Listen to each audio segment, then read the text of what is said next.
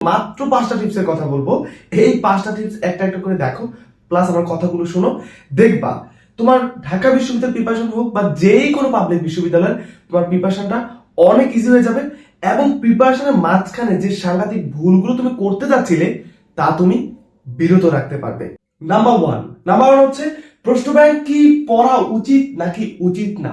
দেখো, আমি অনেককে দেখেছি হুদাই ফাও ফাও তারা বিসিএস এর 10 থেকে প্রায় 45 পর্যন্ত বিসিএস এর সব প্রশ্ন সলভ করে ফেলে, সাধারণ জ্ঞানের বা বাংলার বা ইংলিশের। প্লাস তারা ঢাকা বিশ্ববিদ্যালয়ের বিগত সকল বছরের প্রশ্ন সলভ করে, রাবিটটা সলভ করে, চবিটটা সলভ করে। কেন ভাই? তোমার বিশ্ববিদ্যালয় প্রিপারেশন যে 2-3 মাস সময় থাকে, সেই সময়ের আগে থেকে যদি তুমি প্রিপারেশন নাও কলেজ থেকে, তখন তুমি এগুলো সলভ করতে পারো। কিন্তু এখন যেহেতু তোমার কাছে 2-3 মাস সময়, এগুলো সলভ করার দরকার নাই। এর পিছনে আমার লজিক আছে। লজিকটা হচ্ছে, অনেক সময় যেটা দেখা যায় যে প্রশ্ন ব্যাংক সলভ করতে গিয়ে তুমি অনেক কিছুই পারো না, প্রায় 95% কিছু পারো না, অথচ তুমি কিন্তু এগুলো দেখে হতাশ হয়ে যাও, কেন পারি না। আরে ভাই, তুমি তো পড়োই নাই, তুমি এই বিষয়ে জানোই না বা প্র্যাকটিস করো নাই। সে কারণে আমি বলি, একটা গাইডলাইন ফলো করে তুমি আগে টপিক গুলোকে পড়ে যাও। হ্যাঁ, তুমি বিগত সালের কয়েকটা প্রশ্ন দেখতে পারো, কিন্তু একদম সবাই দেখবা তোমাকে সাজেশন দিবে প্রশ্ন ব্যাংক পড়ো, প্রশ্ন ব্যাংক পড়ো, প্রশ্ন ব্যাংক পড়ো। কয়েকটা দেখো, প্লাস এগুলোর ভিডিও দেখো, এনাফ। ওইখান থেকে প্রশ্ন রিপিট হয় না। ক্লিয়ার? তোমাকে আগামী সাজেশন ধরে সকল সিলেবাসটা কমপ্লিট করে যাওয়াটা উচিত। ক্লিয়ার? নাম্বার 2, তুমি কি প্রচুর পরিমাণে ভোকাবুলারি প্লাস বিলোচন মুখস্থ করছো কিনা, এটা নিজেকে প্রশ্ন করো। ঢাকা বিশ্ববিদ্যালয়ে যদি বাংলায় ভালো করতে চাও, বাংলার বাগধারা, তারপর এক কথায় প্রকাশ, শব্দার্থ, এই যে বিলোচনগুলো রয়েছে মুখস্থ অংশ, তুমি কি প্রত্যেক দিন অন্তত 5টা করে বাগধারা, 5টা করে শব্দার্থ, বিপরীত শব্দ মুখস্থ করতেছো?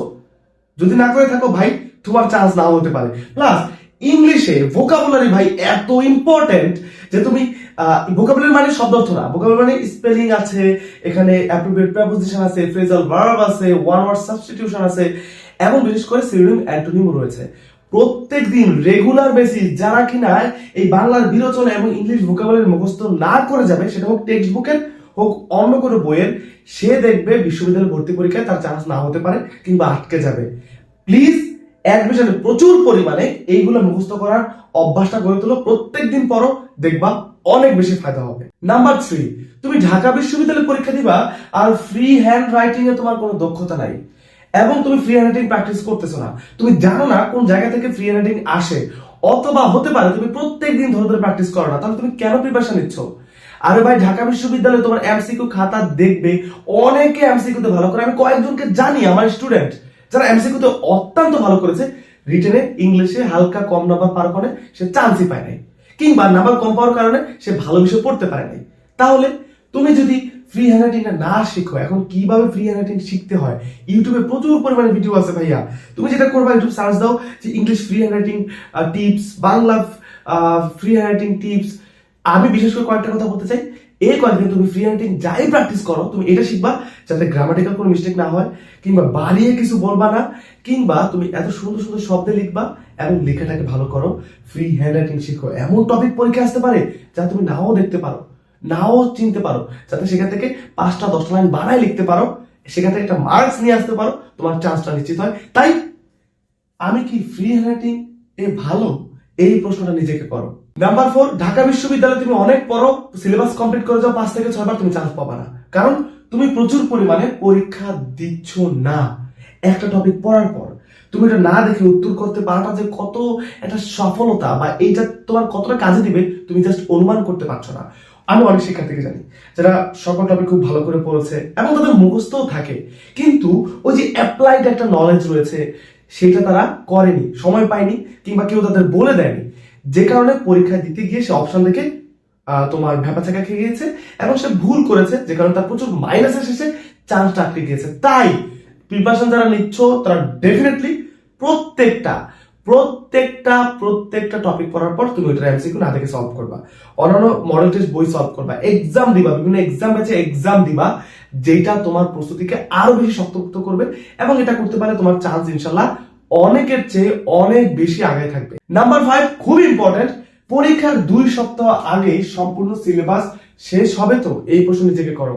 অনেকে যেটা করে, আমার পরীক্ষা ফেব্রুয়ারির 23 তারিখ, আমি ফেব্রুয়ারির 22 তারিখে মধ্যে সব টপিক পড়ে ফেলবো, 23 তারিখে পরীক্ষা দিব। হুম, এটা কোনো ভালো ওয়ে না বা ভালো মেথড না। তুমি যেটা করবা, পরীক্ষার 2 সপ্তাহ মানে 10 থেকে 15 দিন বা 20 দিন আগেই তুমি তোমার সিলেবাসটা কমপ্লিট করবা। বাংলা, ইংলিশ, জিকে বা সায়েন্সের যে হোক বা কমার্সের যে হোক, তুমি তোমার সিলেবাসটা ডান করে ফেলবা। বাকি 20 দিনের আগে সিলেবাস ডান করে, একবার তো পড়া হয়ে গিয়েছে, এই সময়টাতে এসে প্রচুর পরিমাণে মডেল টেস্ট দিবা, প্রচুর পরিমাণে সলভ করবা, মডেল টেস্ট দিবা। দেখবা একটা টপিক পারো না, কোনো সমস্যা নাই, তোমার কাছে 20 দিন আছে। তুমি কি করবা, ওই মাঝখানে সময় যে টপিকগুলো দুর্বলতা তোমার রয়েছে সেগুলো সলভ করতে পারবা। কিন্তু তুমি যদি টপিক ভাগ করো যে পরীক্ষার একদিন আগে শেষ হবে, তখন তুমি সময় পাবা না, কোনটা রিভিশন দিতে পারবা না, পরীক্ষাও দিতে পারবো না, যে কারণে তোমার প্রস্তুতিটা সম্পূর্ণ হয়েও কিন্তু সম্পূর্ণ হলো না। আর তাই আমি বলবো, যারা বিশ্ববিদ্যালয়ের জন্য টার্গেট ফিক্স করো, সব সময় মনে রাখবা সেই নির্দিষ্ট পরীক্ষার 10-20 দিন আগেই তোমাকে পুরো সিলেবাস শেষ করার একটা ডেডলাইন সেট করতে হবে। অন্য কোন বিষয়ে তুমি ডেডলাইন সেট করছো কিনা আমি জানি না, তবে সাধারণ জ্ঞানে সেটা হোক ঢাবি, রাবি, চবি, গুচ্ছ, সেটা তোমার প্রিপারেশন নিয়ে দেওয়ার দায়িত্ব হচ্ছে নাবিল ভাইয়া। নাবিল ভাই কি করবে, অ্যাডমিশন থেকে সম্পূর্ণ প্রিপারেশন নিতে, এবং যে ক্লাসটা করাবো প্রত্যেকটা টপিকের পর একটা করে, ওর পরের দিন একটা পরীক্ষা থাকবে, নিতে তুমি আমার এই হোয়াটসঅ্যাপ নাম্বারটাতে জাস্ট একটা নক দাও। এটা আমার হোয়াটসঅ্যাপ নাম্বার, এটাতে বিকাশ নগদ রয়েছে। এখন তোমার প্রশ্ন, ভাইয়া কেন আপনাকে নক দিব, হুদাই আপনি কি পড়ান? ওকে, দেখো আমি কিভাবে পড়াই সাধারণ জ্ঞানটা। আমি সাধারণ জ্ঞান পড়াই, প্রথমে ক্লাস নেই, ক্লাসটা ওরা বুঝে গেল, 1-2 ঘন্টা, 1.5-2 ঘন্টার ক্লাস থাকবে। ক্লাসের পর ওদের আমি এই ক্লাসে যে স্লাইডটা আমি বানিয়েছি, স্পেশালি যে তথ্যগুলো থেকে প্রশ্ন আসতে পারে সেটা ওদের দিয়ে দিই, ওরা নোট করে ফেলে স্পেশাল তথ্যগুলো। নোট করার পর ওদেরকে আমি কি করে দিই, ওই টপিকের গুরুত্বপূর্ণ এমসিকিউ কিন্তু ওই আমার যে গ্রুপটা রয়েছে আপলোড করে দিই, ওরা পড়ে এবং বলি বাচ্চারা তোমরা রেডি থাকো, পরের দিন তোমাদের পরীক্ষা, যথারীতি যেদিন ক্লাস তার পরের দিন ওদের পরীক্ষার লিঙ্ক আপলোড করে দিই। ওরা ঢুকে পরীক্ষা দেয়, যাচাই করে কিভাবে প্রশ্ন আসতে পারে, কেমন প্রশ্ন হয়, পাশাপাশি যেটা হয় কোনটা ভুল কোনটা সঠিক উত্তর এগুলো দেখে নেয়। এগুলো কিন্তু আমার যে গ্রুপে সেখান থেকে স্ক্রিনশট দিয়েছি যে কিভাবে চলছে প্রিপারেশন। এরপরে বিশেষ করে ঢাকা বিশ্ববিদ্যালয়ে কিন্তু সাম্প্রতিক থেকে সাধারণ জ্ঞানে অর্ধেক প্রশ্ন এসেছে তোমার 22 দিন সেশনে, এবার 10টার মতো আসতে পারে। সেজন্য আমি পত্রিকার পাতা ঘেটে ঘেটে ওদের তথ্য দিয়ে দিই।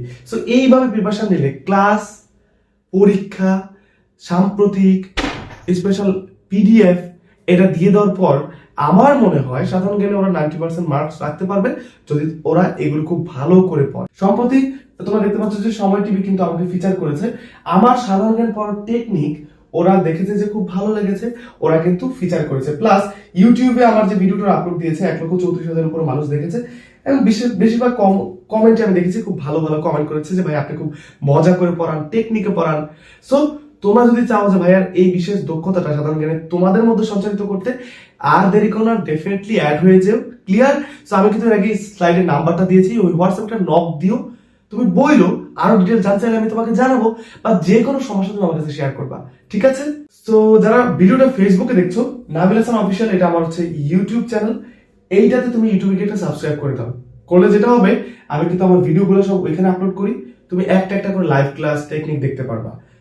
ইউটিউবে তুমি অন্যান্য ফালতু ভিডিও স্ক্রলিং করতে করতে আমার চ্যানেলটা তোমার সাবস্ক্রাইব করা থাকলে তোমার কিন্তু এই ভালো দিকে মনোনিবেশ করার তোমার ইচ্ছে হবে। সো ইউটিউবে গিয়ে নাবিল হাসান অফিসিয়াল সার্চ করলে আমার চ্যানেলটা চলে আসবে। দ্বিতীয়ত, যে বান্দারা ইউটিউব থেকে দেখছো, আমার এটা হচ্ছে Facebook page GK YouTube, not love YouTube, আমি বলি GK YouTube.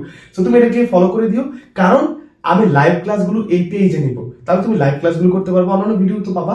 So GK YouTube এই পেজটা তুমি ফেসবুকে গিয়ে ফলো করে দিও। ফাইনালি টিকটকে জিকের ভিডিও বানাতে গিয়ে এবং গান করতে গিয়ে 1,17,000 উপরে ফলোয়ার হয়ে গেছে।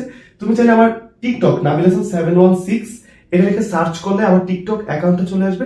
সেখানেও কিন্তু আমি শর্ট শর্ট খুব মজার চম্বুক অংশ জিকের টেকনিক বা মজার মোটিভেশনাল কিংবা আমার গান আপলোড করে থাকি, চাইলে এটাও তুমি ফলো করে দিতে পারো, ইচ্ছা তোমার। সো দেখা হবে পরবর্তী ভিডিওতে। সম্পূর্ণ ভিডিও জুড়ে আমি নাবিল হাসান ছিলাম তোমাদের সাথে, শিক্ষার্থী, ঢাকা বিশ্ববিদ্যালয়।